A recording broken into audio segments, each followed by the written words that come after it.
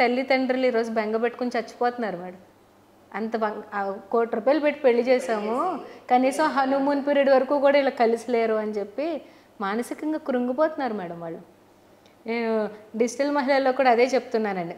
మీరు చిన్న చిన్న పిల్లలని ఆ పిల్లకి రిబ్బన్లు వేసేసి క్లిప్పులు పెట్టేసి అందంగా తయారు చేసేసి పిల్లోడికి ఏమో మంచి మంచి ఇలా చేసేసి వాడు కరెక్ట్గా 4th క్లాస్కి వచ్చేటప్పటికి వాడికి ఫ్రెండ్స్ లోకం అయిపోయి మిమ్మల్ని పట్టించుకోకుండా వాళ్ళు 8th 9th వచ్చేటప్పటికి స్పెషల్ క్లాసెస్ అని ఫుల్ డేస్లోకి వెళ్ళిపోయి తర్వాత వాళ్ళు ప్రోగ్రామింగ్స్కి అని చెప్పి ఫ్యూచర్ ఎడ్యుకేషన్కి అని చెప్పి పక్క కంట్రీస్ పక్క స్టేట్స్కి వెళ్ళిపోతే నువ్వు అప్పుడు ఒంటరి అయిపోయావు అని ఫీల్ అవ్వకు. నువ్వు మొదటి నుంచి కూడా నీకు నువ్వు టైం పెట్టుకో.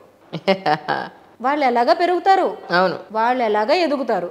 నువ్వు నేను చేసేయాలన్న ఆతురతతో వాళ్ళు నిన్ను వదిలేశారన్న ఒంటరితనంలో చచ్చిపోతున్నాను. ఈరోజు మీరు 45-50 ఏళ్ళు వచ్చిన మహిళల్ని చూడండి. అవును అవును, పిల్లలు పెద్ద అయిపోయి జాలేస్తుందండి.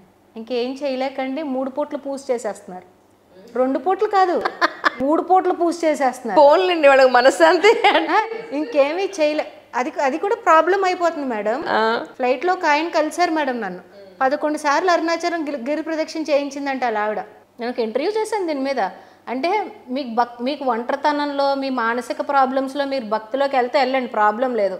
కానీ అది పర్వాలేదు మేడం. పొద్దున్నే 3:30కి ఏదో శుద్ర పూజలకు పూజలు అంట మేడం.